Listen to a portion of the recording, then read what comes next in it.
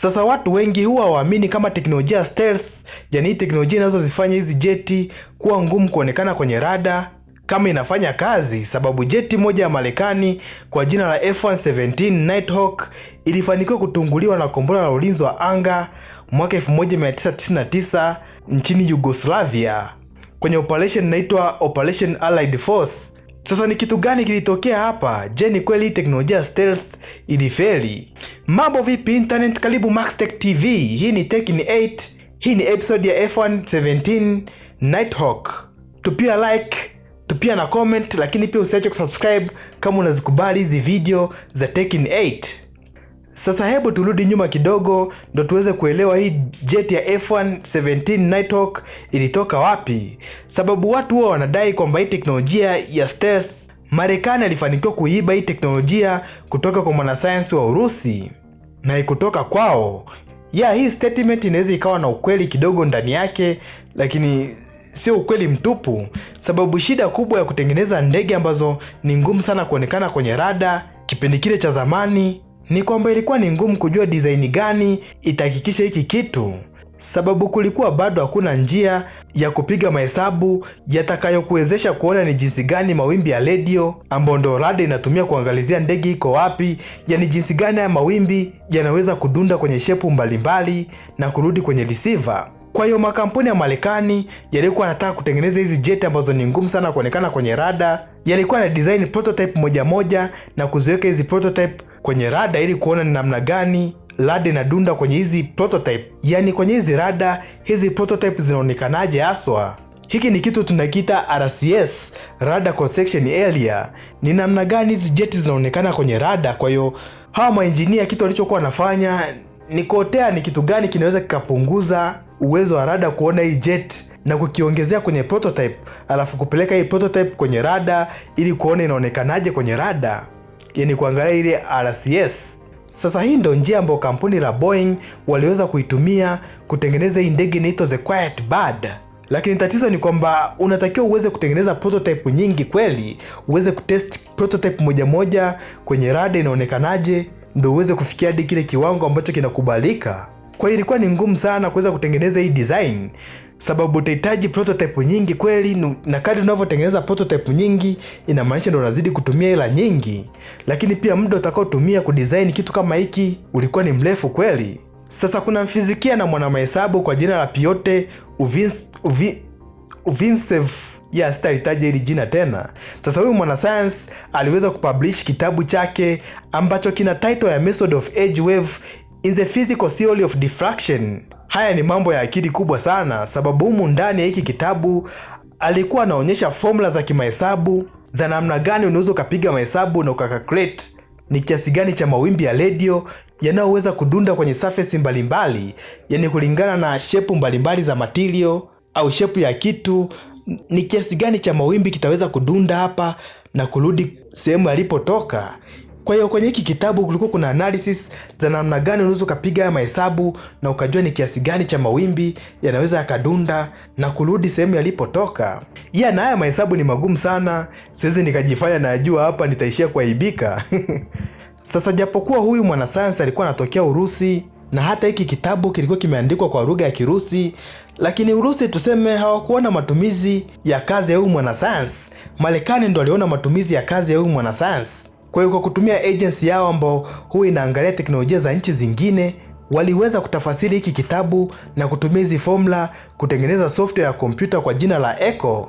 Sasa hii software kazi yake ilikuwa ni kupiga mahesabu ya shepu mbalimbali ili kujua ni namna gani hii shape itaweza kuonekana kwenye rada. Kama unavyojua rada inavyofanya kazi ni kwamba inatuma yale mawimbi ya radio yakienda yakidunda kwenye ndege au kwenye shepu fulani, haya mawimbi yakibounce yanarudi kwenye receiver. Sasa receiver ikiona haya mawimbi, kwa kupiga yale mahesabu magumu sana, inaweza ikajua ni nini kiko angani, yani ni shepu gani ambayo iko sehemu fulani, sababu inaangalia ni muda gani haya mawimbi yameenda yamegonga sehemu fulani alafu yameweza kurudi. Sasa yale mawimbi yakiwa yanarudi kulingana na shape ya kitu, huwa yapo ambayo yana delay kidogo na yapo mengine ambayo yako haraka kidogo. Hii ni kutokana na shape ya kitu ambacho haya mawimbi yameweza kudundapo. Kwa hiyo ndio maana kwa kutumia rada unaweza ukachora kitu kabisa jinsi gani kilivyo.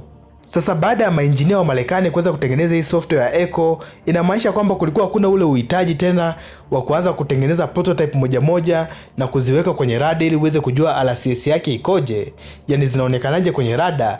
Kwa moja ulikuwa unaweza ukadesign shape ya kitu alafu ukaingiza kwenye software, hii software ya Echo, na moja kwa moja itakwambia RCS ya hiki kitu ikoje, yani namna gani shape itakavyoonekana kwenye rada. Sasa kwa kuwa miaka ile kompyuta zilikuwa hazina nguvu sana, ni kusema kwamba hata simu yako sasa hivi ina nguvu kuliko kompyuta za miaka ile ya 90. Kwa hiyo bado kompyuta ilikuwa inapata tabu sana kupiga mahesabu ya kudesign maumbo ambayo yamejichonga au maumbo ambayo yako curve. Hizi kompyuta zilikuwa hazina uwezo wa kupiga mahesabu na kujua namna gani wanaweza wakadesign umbo ambao liko curve lakini linaweza likazuia mawimbi mengi ya radio kurudi kwenye receiver.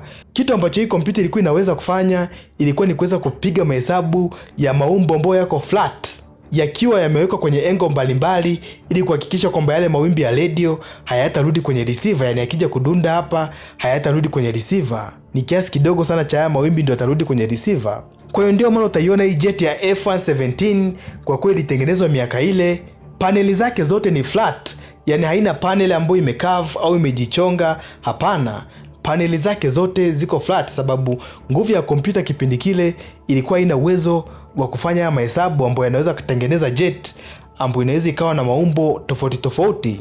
Lakini kwa miaka ya siku hizi kama jet za F-35 au F-22 Raptor au hata hii boma ya B-2 Spirit, utaona hizi zote shape ya paneli zake zinaweza zikajipinda, lakini haziwezi zikaharibu kabisa RCS ya hizi ndege. Hii ni kwa sababu miaka ya siku hizi kuna kompyuta ambazo zina uwezo mkubwa kweli. Sasa hivi kuna super computer. Hizi ni kompyuta ambazo ni kubwa sana hadi zinahitaji jengo zima. Just imagine kompyuta ambayo inaweza ikakaa kwenye jengo zima, tena ili jengo linaweza likawa ni gorofa, humo ndio unaweka kompyuta. Sasa hizi kompyuta zinaweza zikapiga mahesabu na kuweza kudesign jet ambayo ni ngumu sana kuonekana kwenye rada, lakini shape ya paneli zake zinaweza zikajikunja sababu inaweza ikapiga mahesabu ya paneli ambazo zimejipinda. Sasa kwa kuwa hii kazi ya huyu mwanasayansi wa Kirusi ilikuwa public, yani Russia kuweza kuiclassify hii kazi na kuificha watu wasione, inamaanisha sasa hivi duniani ni nchi nyingi kweli zinaweza zikadesign hizi jet za generation ya 5 sababu haya mahesabu yapo, lakini pia hizi nchi zinamiliki kompyuta ambazo zina nguvu kweli. Kwa hiyo moja kwa moja wanaweza kudesign hizi jet. Mfano mzuri tuliwahi kuona Iran wameweza kudesign jet ya generation ya 5. Lakini tatizo ni kwamba walivyoileta hii jet kuionyesha hatukuona kama hii jet ina uwezo wa kupaa, sababu ilikuwa haina zile hardware ambazo zinaweza zikaiwezesha hii jet kupaa. Issue kubwa hapa sio kudesign hizi jet, kila mtu anaweza kudesign hizi jet. Issue kubwa hapa, je, una viwanda vyenye uwezo wa kuzalisha vitu muhimu ambavyo vinahitajika kwenye hii jet ili kuiwezesha hii jet iweze kupaa? Kwa mfano unaweza kuzalisha engine za hii jet. Vipi kuhusu airframe yake? Rada yake je, unaweza ukaizalisha pamoja na sensa zake mbalimbali ambazo zitaiwezesha hii jet kuweza kudetect ndege zingine au vitu ambavyo vipo ardhini ndio iweze kuvitarget? Je, unaweza ukazalisha makombora yake? Vipi kuhusu software hii jet, unaweza ukaitengeneza? Vipi kuhusu kompyuta hii jet ambayo inatakiwa kuiongoza hii jet iende sehemu gani na mifumo yake yote ya navigation, unaweza ukaitengeneza? Je, unaweza ukatrain watu wenye uwezo wa kupaisha hii jet, yani wale mapilot? Hivi ni vitu vyote ambavyo ni ngumu sana kwa mataifa mbalimbali duniani kuweza kuvifanya. Ndio maana sasa hivi duniani ni nchi kama 2 tu ambazo zinaweza zikafanya hii kazi, ni China na Marekani. Marekani na hizi jet za F-35 wameshazizalisha karibia jet 1000, lakini pia Mchina na hizi jet za J-20 The Mighty Dragon ameshazizalisha karibia jet 250. Najua watu kwenye comment wataniuliza, Max, mbona umesahau Russia? Ni kweli Russia na hii jet ya Su-57, lakini tatizo ni kwamba hizi jet sasa hivi wanaziproduce kwa kiwango kidogo sana. Sidhani kama hata sasa hivi zipo jet 20, hatujui, lakini hizi jet zipo kwa kiwango kidogo sana. Ni kama Russia bado hajaanza kufanya ile mass production. Issue kubwa kipindi kile ilikuwa ni issue ya engine, bado hajaweza kudesign engine ya hii jet. Kwa hiyo alikuwa anatumia engine za Su-35. Okay, hii video nimejisahau, nilikuwa nataka kuongea kuhusu jinsi gani Nighthawk waliweza kuitungua, lakini nimeishia kuongelea historia ya hizi jet za generation ya 5. Basi hii itakuwa ni part 1, then siku inayofuata nadhani kesho kutwa nitakuja na part 2. Kwa hiyo usiache kusubscribe ili uwe wa kwanza kuicheki part 2 ya hii video ambapo nitakuwa naeleza ni namna gani Lieutenant kwa jina la Zlatan aliweza kuitarget hii jet ya F117 Nighthawk na kuweza kuitungua. Leo kwenye hii video nimeelezea historia ya stealth imetoka wapi na namna gani unaweza kupiga mahesabu ya stealth na kuweza kujua. Unajua kwenye engineering siku zote lazima upate mahesabu ya kitu fulani ndio utaweza kukimanipulate. Kama wewe ni engineer na hauna mahesabu ya kitu fulani, inamaanisha itakuwa ni ngumu sana kuweza kukimanipulate, yani kukidesign upya, kukibadilishia design au kukitengeneza kabisa mwanzo mwisho. Ndio maana mpaka sasa hivi hatuwezi tukatengeneza seli ya binadamu au hata seli ya bakteria. Hii ni kwa sababu hatuwezi tukapiga mahesabu ya seli, yani kuandika equation ya seli itakuwa ni kubwa sana na itakuwa ni ndefu sana. Bado binadamu hajaweza kuandika equation ya seli kimahesabu. Sasa siku akiweza kuandika equation ya seli kimahesabu, uhakika kwamba tutakuwa na uwezo wa kuidesign seli na kujua namna gani inayofanya kazi. Okay, asante sana kuangalia hii video. Jina langu ni Jmax the ATG. Bye bye.